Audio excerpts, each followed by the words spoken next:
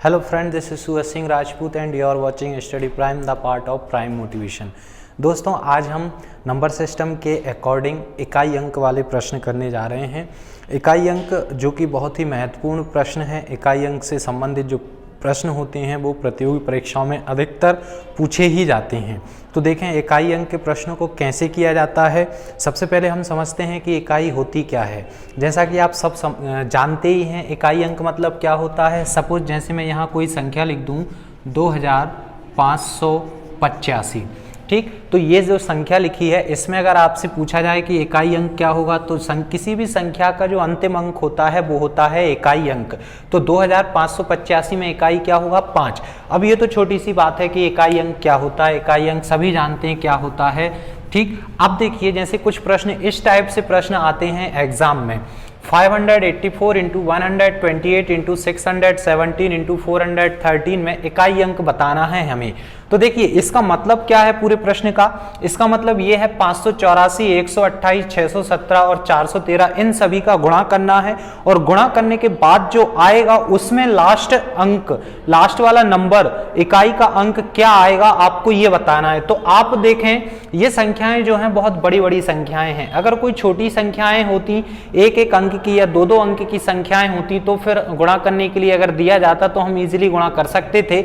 But यहाँ बड़ी बड़ी संख्याएं हैं और इनका गुणा करना थोड़ा सा हमें टफ पड़ेगा। तो फिर इकाई अंक कैसे ज्ञात करेंगे अगर टफ पड़ेगा तो फिर आपको क्या करना है। देखें इकाई अंक में आपको सिर्फ इकाई से मतलब है। जैसे आप देखें 413 में इकाई क्या है 3, 617 में इकाई क्या है 7, 128 में इकाई क्या है 8, 584 में इकाई क्या है 4। तो आप इन सब की इकाई का आपस में गुणा कर दें। देखें कैसे। 3 का गुणा आगे की संख्या की इकाई में करें, मतलब 7 में कर दीजिए।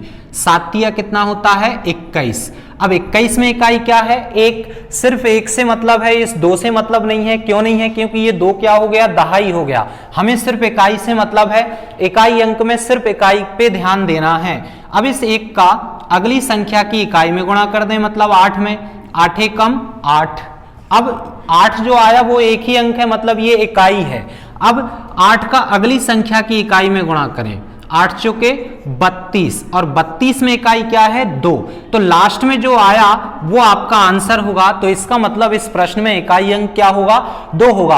आप अगर इन सभी का गुणा भी करेंगे और फिर जो आपका आंसर आएगा उसमें भी लास्ट अंक कितना होगा 2 होगा। लेकिन एग्जाम में हमारे पास इतना टाइम नहीं होगा कि हम इन सभी का आपस में मल्टीप्लाई करें और बहुत बड़ा आंसर लेके आए और फिर उसमें इकाई अंक निकालें 2, ठीक। हमें तो सिर्फ इकाई अंक से मतलब है, इसीलिए इकाई इकाई का आपस में गुणा करें और जो लास्ट में आएगा वो आपका आंसर। तो आपका इकाई अंक क्या हो जाएगा 2। अब देखिए अगला प्रश्न देखते हैं। 81 इंटू 82 इंटू 83, आगे डैश डैश डैश दिया है। इसका मतलब आगे भी कंटिन्यू संख्याएं चल रही हैं और कहां तक चल रही 89 तक। और इनमें आपको क्या निकालना है इकाई अंक ज्ञात करना है, ठीक। तो इकाई अंक देखिए यहां ये जो संख्याएं हैं ये किस प्रकार की संख्याएं हैं देखें आप, ये क्रमागत संख्याएं हैं। क्रमागत का मतलब क्या होता है एक के बाद एक, ठीक। ये तो सिंपल भाषा में हो गया कि एक के बाद एक आने वाली संख्याओं को हम क्रमागत संख्याएं कहते हैं।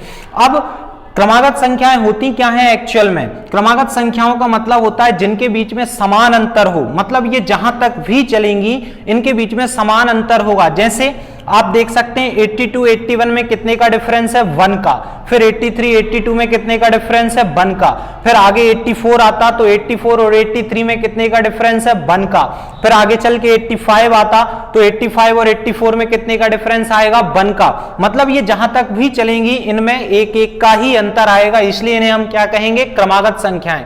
तो याद रखें दोस्तों, अगर क्रमागत संख्याओं में आपको इकाई अंक निकालने के लिए दिया जाता है तो क्रमागत संख्याओं का इकाई अंक हमेशा होगा 0। बिना सॉल्व किए आप आंसर लगाएं। अगर क्रमागत संख्याओं से रिलेटेड इकाई अंक वाला कोई प्रश्न आता है तो आप बिना सॉल्व किए आंसर लगाएं। क्या आएगा आंसर इसका 0। अब आंसर 0 क्यों आएगा देखिए हम वो भी देख लेते हैं। इसका रीजन है कि बीच में देखें आपको संख्याएं क्या क्या दी हुई हैं। 83 के बाद 84, 84 के बाद 85, 85 के बाद 86, फिर 87, फिर 88, फिर 89। तो 89 तक के हमें नंबर्स दिए हैं अब इन सभी का आपस में गुणा करना है और फिर जो आएगा उसमें आपको इकाई अंक बताना है क्या होगा। तो देखिए मैंने अभी जैसा कि आपको ऊपर वाले प्रश्न में बताया कि इन सभी का गुणा नहीं करेंगे, हम सिर्फ इकाई इकाई का आपस में गुणा करेंगे। तो देखिए 89 में इकाई क्या है 9 और 9 का गुणा 88 की इकाई मतलब 8 में कर दीजिए, 9 8 कितना होगा 72, 72 में इकाई क्या है 2, तो सिर्फ 2 से मतलब है, 7 से कोई मतलब नहीं है। अब इस 2 का गुणा अगली संख्या की इकाई में करें, 7 दूनी 14, 14 में इकाई क्या है 4, 1 से कोई मतलब नहीं क्योंकि 1 दहाई है। फिर इस 4 का अगली संख्या की इकाई में गुणा करें, 6 चौके 24, फिर 24 में इकाई क्या है 4, फिर इस 4 का अगली संख्या की इकाई में गुणा करें, 4 पंजे 20, 20 में इकाई क्या है 0। अब इस 0 का अगली संख्या की इकाई में गुणा करें, 4 शून्यम 0, फिर 0 का अगली संख्या की इकाई में गुणा करें, 3 शून्यम 0, फिर 0 का अगली संख्या की इकाई में गुणा करें, 2 शून्यम 0, फिर 0 का अगली संख्या की इकाई में गुणा करें, 1 शून्यम 0। मतलब अब अगर 0 आ गया बीच में 0 आ गया तो फिर अगर आप गुणा करते जाएंगे तो 0 0 ही आएगा। इसीलिए हमेशा याद रखें कि अगर कोई क्रमागत संख्याओं में आपको इकाई अंक निकालने के लिए दिया जाता है तो उसका आंसर हमेशा 0 होता है। चलिए देखते हैं इकाई अंक का दूसरा टाइप देखते हैं। अभी हमने देखा जब हमें प्रश्न गुणनखंड के रूप में दिए थे मतलब गुणा के रूप में दिया था, अब यहां देख सकते हैं आप पावर के रूप में आपको क्वेश्चन मिलेगा। तो अगर क्वेश्चन पावर के रूप में दिया है तो उसे किस टाइप से हमें सॉल्व करना है वो देखें।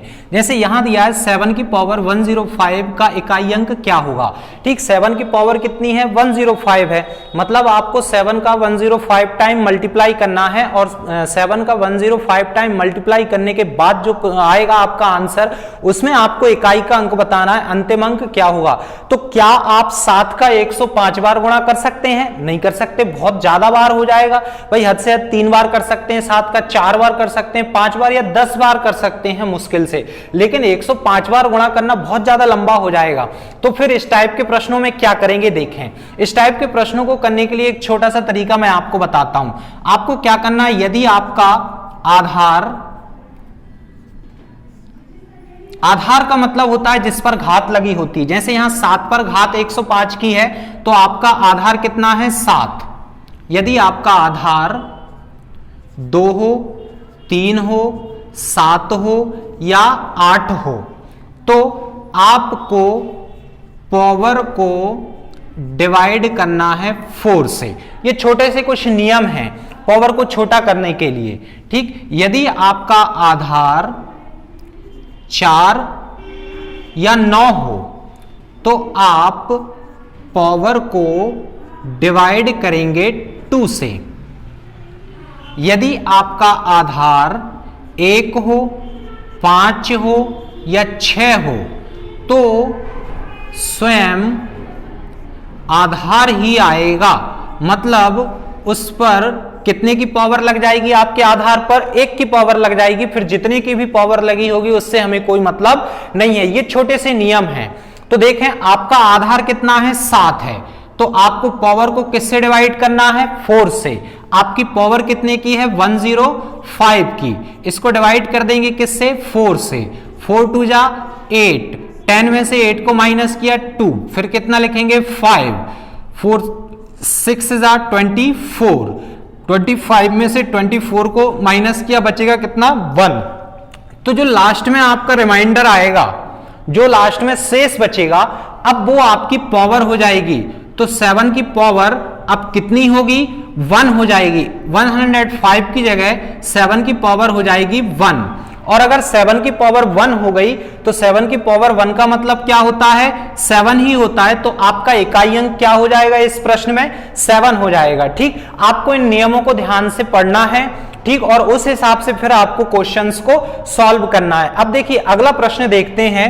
2137 की पावर है 754, इसमें आपको इकाई अंक बताना है। तो इकाई अंक देखिए इस पूरे प्रश्न से, इस पूरी संख्या से हमें कोई लेना देना नहीं है, हमें सिर्फ इकाई से मतलब है। इकाई कितनी है इस प्रश्न में 7 है, तो 7 की पावर कितनी होगी 754 4। इसमें आपको इकाई का अंक बताना है। मैं बार बार बोल रहा हूं कि इकाई अंक वाले प्रश्नों में सिर्फ इकाई से मतलब होता है, बाकी पूरी संख्या से कोई लेना देना नहीं है। तो इस पूरी संख्या में 2137 में हमें सिर्फ इकाई से मतलब है, और 2137 में इकाई कितनी है आपकी 7। तो आप 7 पे पावर लगा दीजिए 754 की। अब आपको इसमें नियम लगाना है। नियम कौन से लगाना है? देखिए, यदि आपकी पावर, यदि आपका आधार 2 हो, 3 हो, 7 हो या 8 हो, तो पावर को किससे डिवाइड करेंगे? 4 से डिवाइड करेंगे। क्लियर है? तो देखिए, आपका आधार कितना है? 7 है, और 7 पर कितने की घात है? 754 की। तो यदि आपका आधार 2 हो, 3 हो, 7 हो या 8 हो, तो आपको पावर को किससे डिवाइड करना है? 4 से। तो हमारा आधार कितना है? 7 है, और हमारी पावर कितनी? 754 की। तो हम 754 को डिवाइड बाय कितना कर देंगे? 4 कर देंगे। 4 1 जा 4, 7 में से 4 को माइनस किया 3, आगे की संख्या लिखेंगे 5, फिर आप 4 से फिर आप डिवाइड करें तो 8 टाइम में 4 8 जा 32। अब 35 में से 32 को माइनस करेंगे, कितना बचेगा? 3, फिर अगली संख्या लिख लीजिए कितनी? 4, फिर आप 4 से 34 को डिवाइड करें तो फिर 8 टाइम में डिवाइड होगा, और फिर 4 8 जा 32, फिर माइनस कर दीजिए, बचेगा कितना? 2। तो अब जो लास्ट में जाके आपका रिमाइंडर बचा, जो आपका शेषफल बचा, वो आपकी पावर हो जाएगी। तो अब 7 की पावर कितनी हो जाएगी? 2। तो अब आप 7 का 2 टाइम तो मल्टीप्लाई इजीली कर सकते हैं, क्योंकि छोटी सी घात है। तो 7 का हम 2 बार गुणा कर देंगे। 7 7 कितना होगा? 49, और 49 में इकाई कितना आया? 9। तो हमारा आंसर कितना हो जाएगा? 9। इकाई अंक कितना होगा इस प्रश्न में आपका? 9। देखिए, नेक्स्ट प्रश्न देखते हैं। अगला प्रश्न है 3 की पावर 57 इंटू 6 की पावर 41 इंटू 7 की पावर 63 में इकाई अंक क्या होगा? तो अब यहां हमें जो अभी हमने पिछले 2 टाइप के प्रश्न किए थे, उन दोनों को मिला के दे दिया। ये तीसरा टाइप है इकाई अंक का। इसमें मतलब गुणनखंड भी है और पावर भी है। तो अब इसको सॉल्व करना है। तो देखिए, सबसे पहले हम पावर को सॉल्व करेंगे। ठीक, जैसे देखें यहां 3 पर कितने की पावर? 57 की। तो हमारा आधार कितना है? आप देखें, आधार है 3। तो हम पावर को किससे डिवाइड करेंगे? 4 से। पावर कितने की है? देखिए 57 की पावर है, और इसको डिवाइड कर दें आप 4 से। 4 1 जा 4, 5 में से 4 को माइनस किया 1, अगली संख्या लिखी 7, 4 4 जा 16, लास्ट में बचा रिमाइंडर कितना? 1। तो यहां 3 की पावर कितनी हो जाएगी? 1। अब इंटू 6 की पावर है 41। तो आप देखिए, आपका आधार कितना है? 6। तो यदि आपका आधार 1 हो, 5 हो, 6 हो, तो क्या आएगा? स्वयं आधार, मतलब आधार पर 1 की घात आ जाएगी। तो आधार कितना हमारा? 6। 6 पर कितने की पावर आ जाएगी? 1 की पावर आ जाएगी। फिर इंटू 7 की पावर है 63। तो देखिए, यदि आपका आधार 2 हो, 3 हो, 7 हो, 8 हो, तो पावर को किससे डिवाइड करेंगे? 4 से डिवाइड करेंगे। तो हमारी जो पावर है 63 की, अब हम उसे डिवाइड करेंगे कितने से? 4 से। तो 63 डिवाइड बाय 4, 4 1 जा 4, 6 में से 4 को माइनस किया 2, अगली संख्या लिखी 3, 4 से 4 5 जा 20, 23 में से 20 को माइनस किया तो बचा कितना? 3। अब रिमाइंडर कितना आया? 3। तो अब 7 की पावर कितनी होगी? 3। ठीक, इतना समझ में आया? अब देखिए, अब इसे सॉल्व करते हैं। यहां 3 की पावर 1 मतलब 3, इंटू 6 की पावर 1 मतलब 6, इंटू 7 की पावर 3 का मतलब क्या होगा? 7 7 49 7 343। 7 का आप 3 बार गुणा कर दीजिए तो 343 ये आ गया। अब इसमें पहला जो टाइप था मतलब गुणनखंड वाला, अब इसमें देखिए 3 का गुणा, 6 का गुणा और 343, इन सभी का आपस में गुणा करना है, और फिर जो आएगा उसमें आपको इकाई अंक बताना है। तो देखिए, आपको 343 में 3 और 4 से कोई मतलब नहीं, इकाई कितनी? 3, सिर्फ उससे मतलब है। तो 3 का गुणा अगली संख्या की इकाई में मतलब 6 में कर दीजिए। 6 तिया कितना होगा? 18, और 18 में इकाई क्या है? 8। अब 8 का अगली संख्या की इकाई में मतलब 3 में गुणा कर दें तो 8 तिया कितना होगा?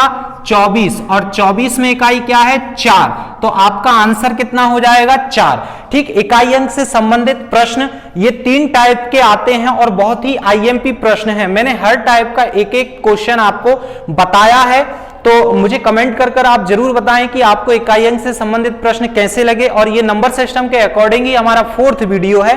और अगर आपने नंबर सिस्टम से रिलेटेड हमारे पिछले वीडियोस नहीं देखे हैं तो प्लीज उन्हें भी देखें, बहुत अच्छे प्रश्न हैं उनमें और अच्छे कॉन्सेप्ट हमने यूज किए हैं। और वीडियो को लाइक जरूर करें, और अगर अभी तक आपने हमारे चैनल को सब्सक्राइब नहीं किया तो प्लीज सब्सक्राइब कर दीजिए, वीडियो को आगे शेयर करें। तो मिलते हैं अगले वीडियो में नए कॉन्सेप्ट को लेकर, तब तक के लिए नमस्कार, बाय बाय, जय हिंद, जय भारत।